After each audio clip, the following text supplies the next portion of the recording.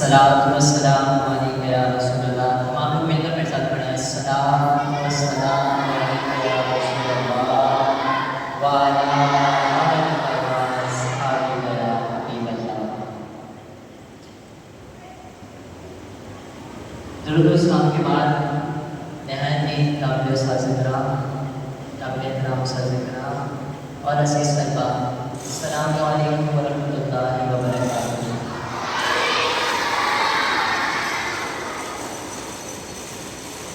درود سلام پڑھنے کے بہت سے فوائد ہیں.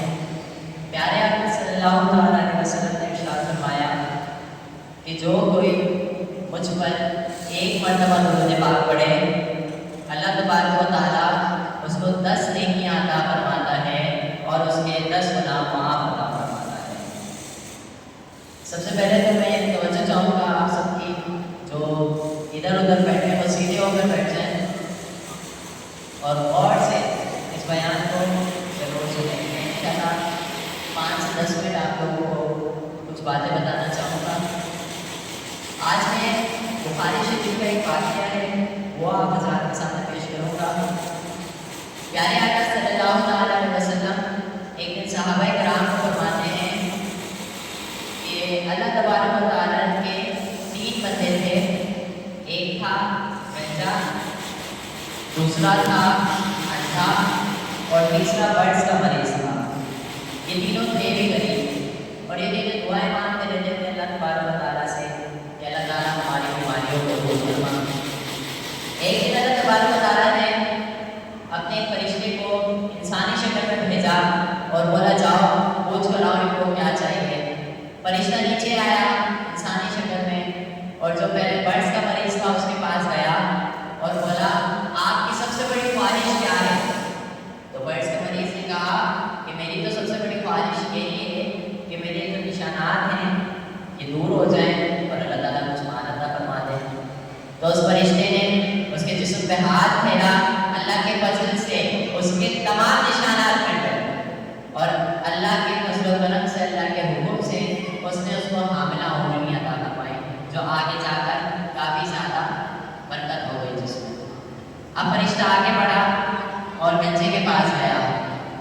گنجے سے پوچھتا ہے کہ آپ کی سب سے بڑی خواہش کیا ہے؟ تو گنجے نے بولا کہ میری سب سے بڑی خواہش یہ ہے کہ میرے سر پر بال آ جائے. تو اس فرشتے نے گنجے کے لیے دعا کری اللہ تعالیٰ سے تو اس کے بال آ گئے اور فرشتے نے اس کو حاملہ گائے عطا فرمائی، جو آگے جا کر اس میں برکتیں ہو گئی. اب فرشتہ آگے بڑھتا ہے اور تیسرے بندے کے پاس جاتا ہے اور بولتا ہے کہ آپ کی سب سے بڑی خواہش کیا ہے؟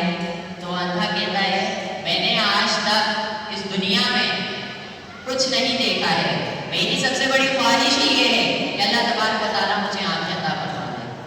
فرشتہ اللہ تبارک و تعالیٰ سے دعا کرتا ہے، اللہ تعالیٰ اس کو آنکھیں عطا فرما دیتا ہے. جب آنکھیں عطا ہو جاتی ہیں تو فرشتہ اس کو حاملہ بکریاں عطا فرماتا ہے اور وہ چلے جاتا ہے. کچھ عرصے بعد اللہ تعالیٰ فرماتا ہے کہ میرے فرشتے جاؤ اور جا کر ان کی آزمائش کرو، ان کا امتحان لو. فرشتہ پھر نیچے آتا ہے. سب سے پہلے جو گیا تھا برڈز کے مریض کے پاس، تو فرشتہ وہاں جاتا ہے اور وہی برڈز کا مریض بن کر بولتا ہے اے بندے میری کچھ مدد فرما دیں، میں غریب انسان ہوں اور میں اس بیماری میں مبتلا ہوں اور میں نے سنا ہے کہ آپ بھی پہلے سے بیماری میں مبتلا تھے، اللہ نے فضل کیا تو آپ کی بیماری بھی دور ہو گئی اور آپ پائیدار بھی ہو گئے. تو وہ بندہ بولتا ہے کہ توبہ نعوذ باللہ، یہ کیا بول رہے ہو؟ میں تو خاندانی رئیس ہوں، میں تو خاندانی رئیس ہوں، یہ جو مال و دولت ہے یہ میرے باپ داداؤں کا ہے، میں تو خاندانی رئیس ہوں. وہ فرشتہ بولتا ہے اگر تو جھوٹ بول رہا ہے تو تو جیسا تھا ویسا ہی ہو جائے. چونکہ وہ جھوٹ بول رہا تھا ایسا تو وہ جیسا تھا ویسا ہی ہو گیا. فرشتہ آگے بڑھتا ہے. اب وہ گنجے کے پاس جاتا ہے. اب گنجے سے بولتا ہے کہ میرے بھی سر پہ بال نہیں ہے تو کچھ مال عطا فرما دیں، میں نے سنا ہے آپ بھی پہلے اسی طرح کے تھے اور غریب تھے. تو وہ بولتا ہے کیا بات بولتے ہیں بھائی آپ، میں تو خاندانی رئیس ہوں، میں نے تو بات آتا مجھے یہ جائیداد دے کر گئی ہے، مال دولت. فرشتہ بولتا ہے اگر تو جھوٹ بول رہا ہے تو تو جیسا تھا ویسا ہی ہو جائے. اور چونکہ وہ جھوٹ بول رہا تھا تو جیسا تھا ویسا ہی ہو گیا. اور جا کر اس نابینا شخص سے کہتا ہے کہ میں نابینا ہوں، میں نے آج تک اس دنیا میں کچھ نہیں دیکھا، اور میں نے سنا ہے کہ آپ بھی پہلے ایسے ہی تھے، تو مجھے کچھ مال عطا کروا دیں۔ تو وہ تیسرا بندہ کہتا ہے کہ ہاں، میں بھی پہلے تمہاری طرح اندھا تھا اور میرے پاس کچھ نہیں تھا، یہ تو میرے رب نے فضل فرمایا، کہ میرے رب نے فضل فرمایا کہ میرے کو آنکھیں بھی عطا ہوئی اور مال و دولت بھی عطا ہوئی۔ تو فرشتے نے، اور اس بندے نے فرشتے کو مال دیا، تو فرشتے نے بولا مجھے آپ کے مال کی ضرورت نہیں ہے، اللہ تعالیٰ سے دعا کرتا ہوں کہ اللہ تعالیٰ آپ کے مال میں مزید برکت عطا کرے۔ اس سے ہمیں سبق کیا ملتا ہے؟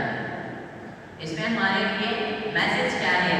ہمارے لیے یہ میسج ہے کہ ہمیں کبھی بھی اپنی اوقات نہیں بھولنی چاہیے، کبھی بھی ہمیں اپنی حیثیت نہیں بھولنی چاہیے، کہ جیسے تھے آج جو کچھ بھی ہے، آج ہمارے پاس جو کچھ بھی ہے، یہ سب اللہ تبارک و تعالیٰ کا فضل و کرم ہے۔ اگر اللہ تعالیٰ اپنا فضل نہ فرماتا تو آج ہم کچھ بھی نہ تھے، اگر اللہ ہمیں بولنے کے لیے زبان نہ دیتا تو آج ہم آپ کے سامنے بول نہیں سکتے تھے، اگر اللہ تعالیٰ ہمیں سننے کے لیے کان نہ دیتا تو آج آپ سب بیٹھ کے سن رہے نہیں ہوتے۔ تو ہمیں ہر ٹائم، ہر وقت مسلسل کنٹینیوسلی چاہیے کہ ہم اللہ تعالیٰ کا شکر ادا کریں۔ ایک اور واقعہ جو بخاری شریف میں موجود ہے، پیارے آقا صلی اللہ علیہ وسلم اپنے صحابہ کرام کو فرما رہے تھے کہ 3 دوست ٹریول پہ جاتے ہیں، سفر پہ، کیونکہ حضور اپنے پہلے زمانے کی بات بتا رہے ہیں، تو اس زمانے میں ہوٹلس وغیرہ نہیں ہوتے تھے راستے میں، تو ٹریول پر جا رہے تھے سفر میں، راستے میں رات ہو گئی، انہوں نے ٹھہرنے کے لیے ٹھکانا چاہیے تھا۔ اب وہ ٹھکانا ڈھونڈتے، اس ٹائم پہ ہوٹل وغیرہ تو ہوتے نہیں تھے، انہوں نے غار میں اسٹے کیا، غار میں ٹھہرے۔ اب اچانک ایسا ہوتا ہے کہ لینڈ سلائڈنگ ہو جاتی ہے، جیسے پہاڑ کے اوپر سے پتھر آ کے گر گیا اور وہ غار کا منہ بالکل بند ہو گیا۔ اب وہ غار کا منہ بند ہو گیا، اب اس زمانے میں انٹرنیٹ بھی تھا نہیں کہ فون کرتے ہیں کہ بھائی ہم فلاں جگہ پھنسے ہیں، ہمیں یہاں کا نکالو اور ہمیں لے جاؤ یہاں سے۔ اب اس زمانے میں انٹرنیٹ تو تھا نہیں، اب ان لوگوں نے بولا ہم تو پھنس گئے، ہم تو پھنس گئے یہاں پر، اب کیسے نکلیں گے؟ تو ان میں سے ایک دوست نے آئیڈیا دیا کہ ہم ایسا کرتے ہیں، اپنے نیک عمل کا وسیلہ پیش کرتے ہیں، ہم نے کوئی جو دنیا میں نیک عمل کیا ہے ہم وہ یاد کرتے ہیں، اللہ تعالیٰ کو واسطہ دیتے ہیں، اگر ہمارا وہ نیک عمل قبول ہے تو اللہ تعالیٰ ہمیں یہاں سے نکال دیں۔ ایک ایک کر کے ہم لوگوں نے اپنے نیک عمل پیش کیے۔ پہلا والا بولتا ہے کہ یا رب العالمین، اس نے دعا کے لیے ہاتھ اٹھائے اور بولتا ہے کہ یا اللہ میں مزدور انسان ہوں، میں مزدور انسان ہوں، ایک رات میں لیٹ ہو گیا، تو میری عادت ہے کہ جب بھی میں گھر پہ جاتا ہوں تو پہلے اپنے والدین کو دودھ پلاتا ہوں، بعد میں اپنے بچوں کو دیتا ہوں۔ ایک دن ایسا ہوا میں لیٹ ہو گیا، میرے والدین سو گئے، میں دودھ کا پیالہ لے کر اپنے والدین کے ساتھ کھڑا رہا کہ جب وہ نیند سے بیدار ہوں گے تو میں انہیں دودھ پلاؤں گا، حالانکہ میرے بچے مجھے کہتے رہے کہ بابا جان ہمیں دودھ دے دیجیے، لیکن میں نے ایسا نہیں کیا، میں نے اپنے والدین کے اٹھنے کا انتظار کیا، اور جب میرے والدین اٹھے میں نے پہلے انہیں دودھ پلایا۔ اگر میرا یہ عمل تیری بارگاہ میں قبول ہے اور میں نے اگر یہ تیری رضا کے لیے کیا ہے تو یا اللہ پاک ہمیں یہاں سے نکال دے۔ حدیث شریف کے الفاظ ہیں کہ وہ پتھر تھوڑا سا رکھتا ہے، تھوڑی سی روشنی آنا شروع ہوئی۔ دوسرا بندہ اپنا وسیلہ پیش کرتا ہے، دعا کے لیے ہاتھ اٹھاتا ہے اور کہتا ہے کہ یا رب العالمین، ایک دن میری ایک کزن میرے پاس آئی، اور چونکہ میں اس سے محبت بھی کرتا تھا، وہ میرے پاس آئی اور آ کر اس نے کہا مجھے کچھ قرض دے دیجیے، اور میں وسعت بھی رکھتا تھا۔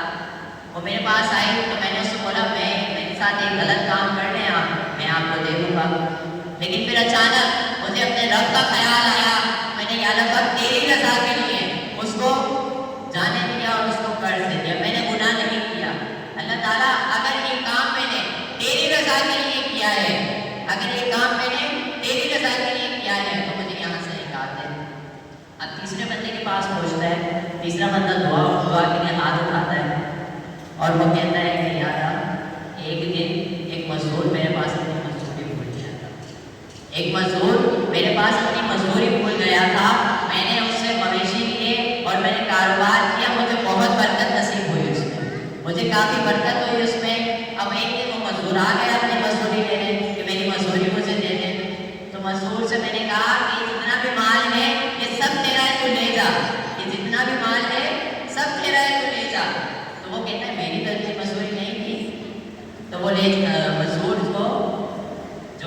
تھا وہ تمام مال لے کر چلے جاتا ہے، اور اگر یہ کام میں نے تیری رضا کے لیے کیا ہے یا اللہ پاک ہمیں باہر سے نکال دے، تو اللہ تعالیٰ کے فضل سے وہ غار